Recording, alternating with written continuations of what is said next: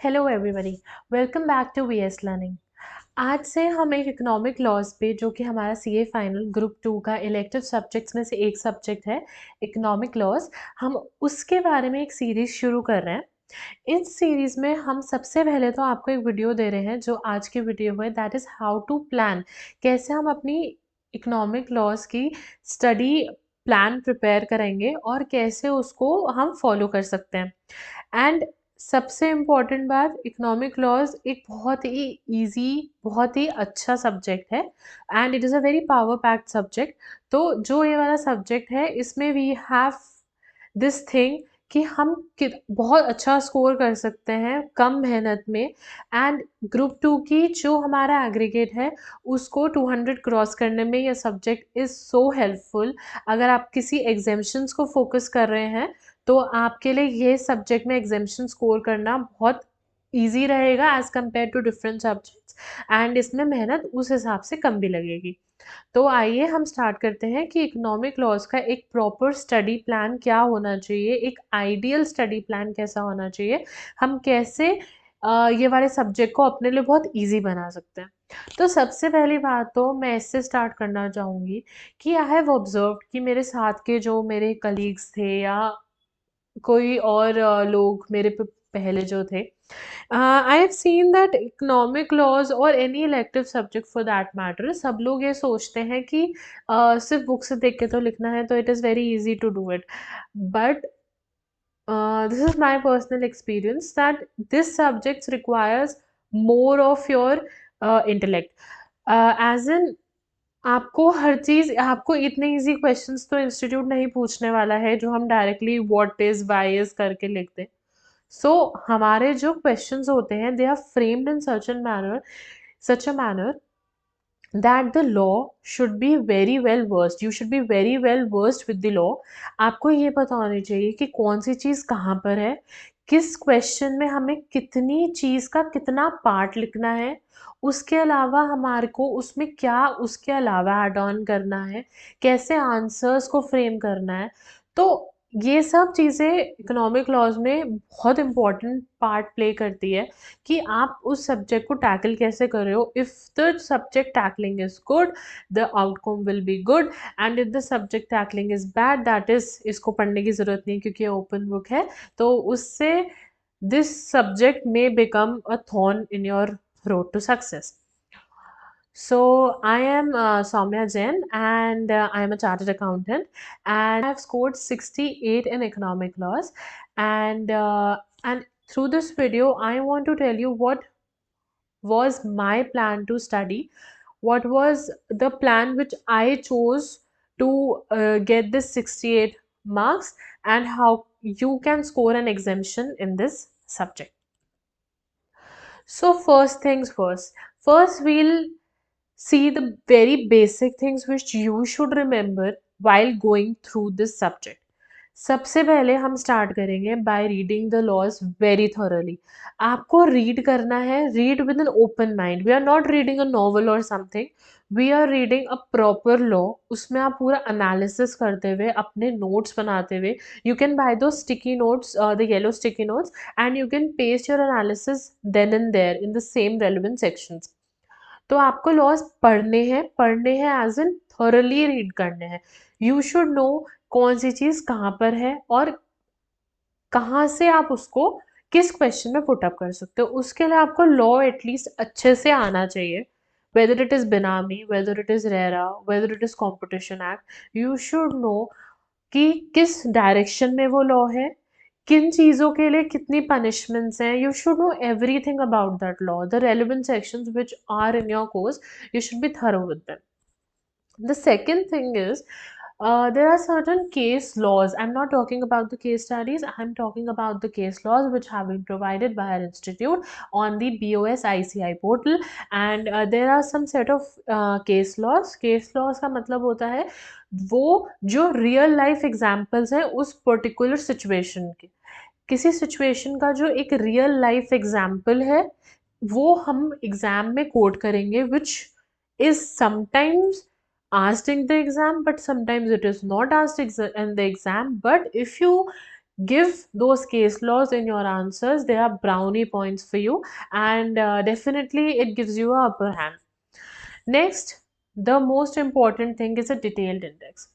I have seen it in many with my many friends, and with a lot of people, that detailed index is I guess it is asked from the people, it is asked from your seniors, it is asked from the teachers which whom we are referring to while studying, or from a book or something. I feel detailed index is something which is very very specific to us. हमारे लिए कोई चीज़ कम detail में हमें चाहिए और कोई चीज़ हमारे को ज़्यादा डिटेल में चाहिए, हम उसको जनरलाइज़ नहीं हमें करना चाहिए। हम लोगों को एक proper A4 sheet of paper में अपने हैंड रिटन इंडेक्स बनाया जाए। मतलब the books which we are referring to should be our Bible. We should be doing something which is specific to ourselves. हमें एक अच्छा सा इंडेक्स खुद प्रिपेयर करना है। किसी के इंडेक्स से हमारे को, बुक के इंडेक्स से भी हमारा काम नहीं चलता है। खुद का इंडेक्स प्रिपेयर करना है, और अगर आपको इंडेक्स में ही कुछ, वहीं पर आपको एक छोटा डिस्क्लोजर नोट देना है खुद के लिए ही बाद में अंडरस्टैंड के लिए, तो आप एक स्टिकी नोट अपना इंडेक्स में भी पुट कर सकते हो। तो index should be very specific. According to me आपको अपना इंडेक्स एक खुद डिज़ाइन करना चाहिए। Next, amendments. Amendments is something which I feel कि हम लोग क्या करते हैं, मतलब कुछ सब्जेक्ट्स में हम अमेंडमेंट्स का एक सेपरेट रजिस्टर बना लिया, नोटबुक बना ली, एक फ़ाइल बना ली, कुछ हैंडआउट्स ले लिए, वो उसमें अमेंडमेंट साथ-साथ लिख लिए। इकोनॉमिक लॉज़ में ये आपका ट्रिक नहीं चलेगा, इसमें आपको क्या करना चाहिए? माय सजेशन इज़, आप सपोज़ XYZ सेक्शन रेफ़र कर रहे हैं, उसमें कोई अमेंडमेंट है, जैसे आईबीसी में मॉरेटोरियम का अमेंडमेंट आया था कोविड-19 पैंडेमिक में, तो हमने क्या किया था, मॉरेटोरियम का जो वो अमेंडमेंट था, we used to do it with the moratorium itself. तो उससे क्या होगा कि when you are referring the thing again, और जब एग्जाम में you get a question which requires you to write an amendment, as well as it requires you to write a main question answer from the main law, you have both the things together and you can also correlate. Economic law में सबसे important है to correlate the sections। ये सोचना कि किस चीज़ में कितना section किस लेवल से अट्रैक्ट हो रहा है, तो उसके लिए आपको अमेंडमेंट्स वहीं लिख लेने चाहिए। वहाँ लिखने से आप स्टिकी नोट लगा के लिख सकते हैं, तो आप कभी अमेंडमेंट फ़ॉरगो भी नहीं करेंगे रिवाइज़ करते हुए, उसको आप स्किप भी नहीं कर पाएँगे। अगर आप आंसर फ्रेम कर रहे हैं, तो कभी-कभी amendment may skip from your mind, and you can simply refer that section, and simply you have the amendments in hand. So आप आराम से उसको रेफर कर सकते हैं। So these are the very basic things which I wanted to tell you to start your preparation. Now there is a total different thing about how to prepare your subject. This was just the prerequisites, मतलब पढ़ने से पहले ये कर लेना चाहिए. Now we have to, I am telling you how to prepare for this subject. The most important thing which I feel in this subject is the case study digest. In order to pass economic laws with flying colors, हम लोगों को एक case study digest 2, 3, 4 बार, जितना हमें अच्छी लगे, हम जितने में हम grasp कर पाएँ actually, हमको उतनी देर उसको अच्छे से रिवाइज करना चाहिए। केस स्टडी डाइजेस्ट में क्या है, it is an odd book of 365 pages wherein you have been given the case studies, and there are set of questions and there are set of MCQs. तो हम लोगों को वो अटेम्प्ट करने हैं, लिख कर नहीं करने, क्योंकि इतना टाइम हमारे पास आई गेस नहीं है कि हम एक एक क्वेश्चन लिख के करें। बट आप कभी भी केस स्टडी डाइजेस्ट उठाएंगे, so we will be starting with a reverse reading technique. मतलब हम लोग एमसीक्यूज और जो नीचे क्वेश्चंस दे रखे हैं उसको एक बार रीड करेंगे, कि जब हम अपनी मेन केस स्टडी में आते हैं, तो हम मेन केस स्टडी में ये बात जो नीचे पूछा हुआ है उस पे ज़्यादा फोकस कर पाएँ, एक उसका सॉर्ट ऑफ आंसर डेवलप कर पाएँ अपने ब्रेन में, before actually attempting the question in your paper. Then again we have to see to it कि जब भी हम एक आंसर रेफर कर रहे हैं या एक क्वेश्चन का आंसर बना रहे हैं, we have to first frame it in our mind. Don't look at the solutions immediately, that we read the question and we are reading the answer. That will not help at all. First you have to make a roadmap in your mind कि भाई हाँ ये answer होना चाहिए, this is the section which is attracting, this is the clause which is attracting, this is the proviso which has been attracted, then there is a relevant case law which I can quote in this, then I have to prepare a little bit a body, and then we have to give a concrete conclusion, which is very important. So this roadmap, a rough roadmap, should be prepared in your mind within 1 or 2 minutes, where you are easily able to handle the question in the examination by this technique of framing the question and the relevant answer in your mind before actually writing it. Then I would like to also tell you कि जब भी आप case study करें, then you should have something in your hand to jot down the points कि हाँ this part of this question needs a proper analysis, and इस question का ये एनालिसिस कर कर आप वहीं पे स्टिकी नोट लगाएं, और इससे आपको जब भी आप रिवाइज करोगे वो बहुत रिविजन ईजी हो जाएगा। और इसके अलावा आप कभी भी सॉल्यूशन, मैंने आपको जैसे ही बोला रेफर एकदम मत करो, तो आप एकदम अगर सॉल्यूशन रेफर करोगे तो how will you draft that solution in your mind. फिर क्या होता है कि सपोज मैंने क्वेश्चन करा and that question is again repeated in the case study number 2 which I was doing. So for example predatory pricing का जो question है वो केस स्टडी डाइजेस्ट में टाइम एंड अगेन रिपीट हो रहा है। जब प्रेडेटरी प्राइसिंग रिपीट हो रहा है, as a human we feel कि हाँ अभी तो किया था, दोबारा खोलकर बुक खोलकर वही पढ़ने का क्या सेंस है। बट इकोनॉमिक लॉज में this is the trick you have to apply. You have to do the question in a way that you refer the book again and again for the same question, even if you have done the question in the past 30 minutes or in the past 15 minutes, तब भी आप question को दोबारा book खोलो, book खोलने के बाद दोबारा देखो और उसको दोबारा रीड करो। इससे हमारे दो फायदे होते हैं। एक तो सबसे पहले आप बुक में अपनी लोकेट कर सकते हो कि where is the question, where is the question का वो relevant answer, how much you have to write, what is the content. आप लर्न नहीं कर रहे हो, आप लर्न तो कर ही नहीं रहे हो, तो जब आप लर्न नहीं कर रहे हो तो at least we should take this much pain कि आप उसको खोल कर एक बार रीड करो। When you read again and again it is automatically fed into you, it automatically get feed in your mind. So जब आपके दिमाग में वो फीड हो जाएगी चीज़ और इम्प्रिंट हो जाएगी, तो आपको पता चल जाएगा हाँ इस बुक में इस पेज पे नीचे मुझे सपोज एक्स वाई जेड वाली एक्सप्लेनेशन दी गई है। तो जब आप पेपर अटेम्प्ट करने बैठोगे तो you don't have to flip the pages कि कहाँ था, because you have that thing in your mind. So आपको ये चीज़ बहुत ध्यान रखनी है कि even if you have referred the question just 15 minutes back, you have to again refer it. जितनी बार बुक खोलोगे उतना हमारा बेनिफिट होता ही जाएगा। द नेक्स्ट थिंग इज हमें केस लॉ इंडेक्स बनाना है। I will be referring to the case law index in the upcoming slide, but we have to prepare a case law index. अब हमारे एग्जाम में 2 type के questions आते हैं, whether it says give the relevant case laws और it does not say give the relevant case laws. If it is given give the relevant case laws, then you have this in your mind कि हाँ मुझे case law देख के लिखना है।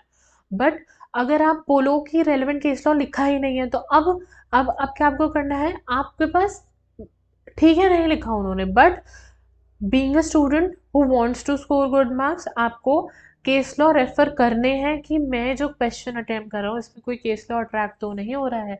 अगर attract हो रहा है तो प्लीज़ हमें उसको लिखना है, even if the institute has not asked.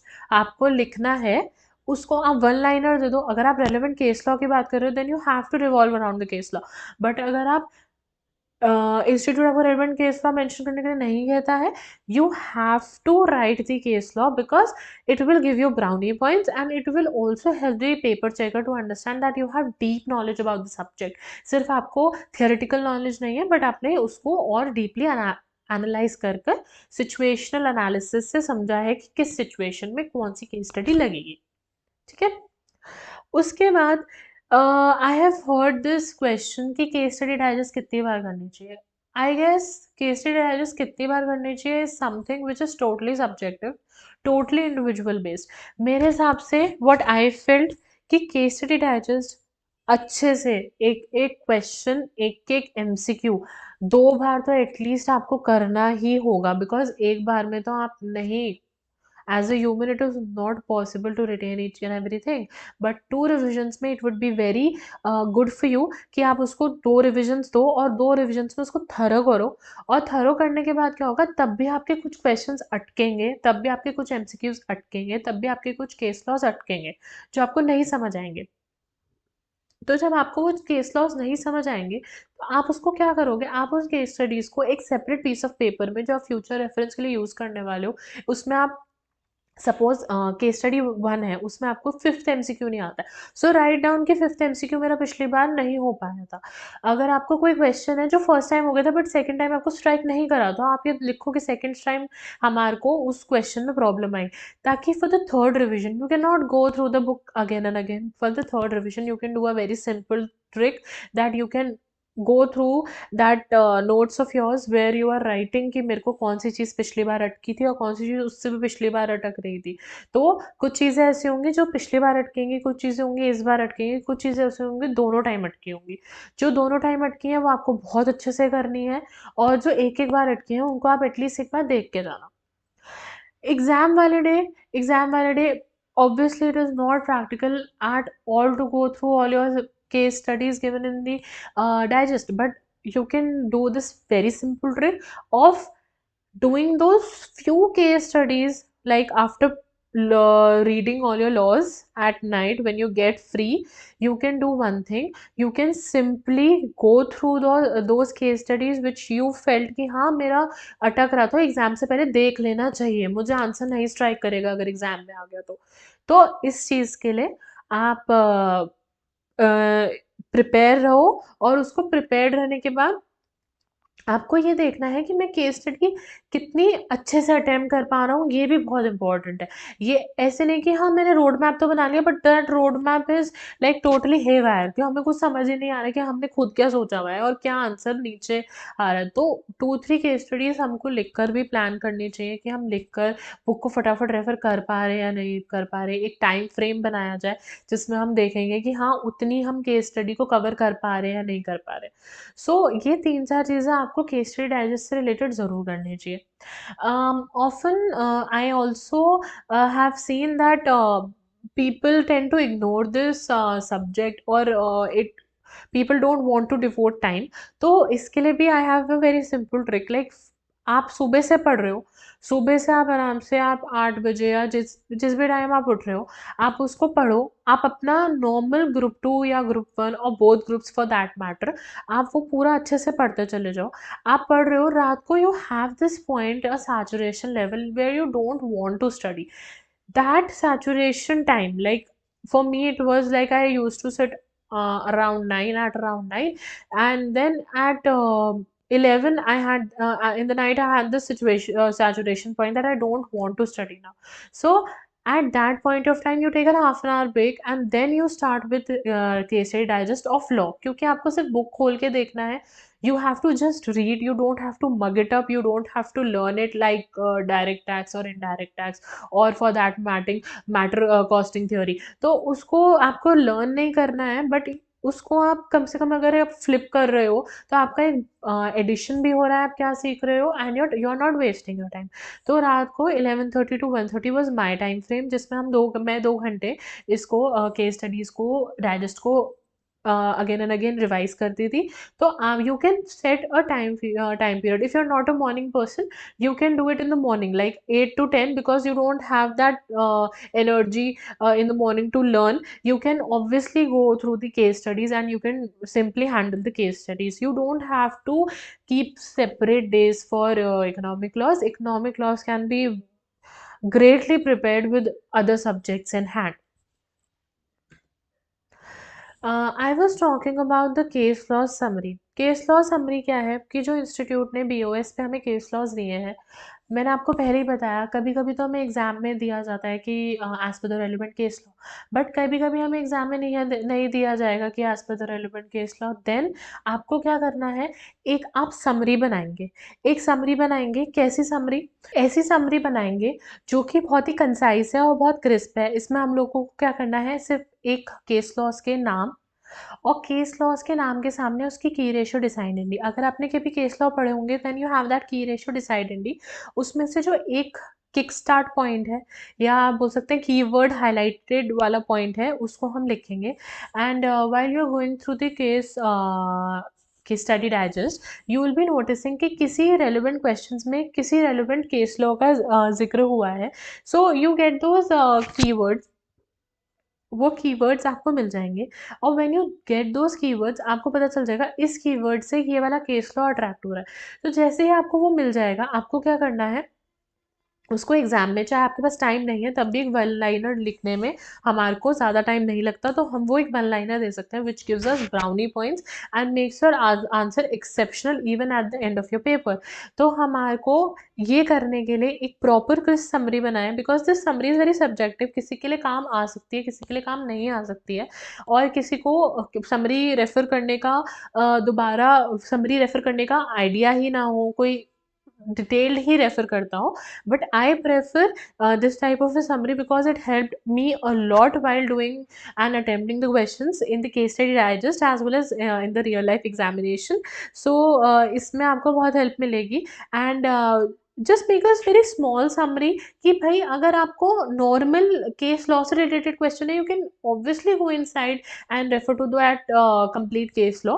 But अगर आपको नहीं है time and you just want to mention, it is a 4 mark question, you have already attempted everything and just a 4 mark question, and you just want to write that yeah, this PMT machines wala case law is applicable, just write one liner about the PMT machine and its key ratio decided according to you in the case study summary, case law summary. So my point here is कि brownie point score करने हैं, exemption score करनी है, तो ये वाला जो मैं आपको ट्रिक बता रही हूँ, it is totally amazing, it help me a lot and it I am sure it will help you a lot.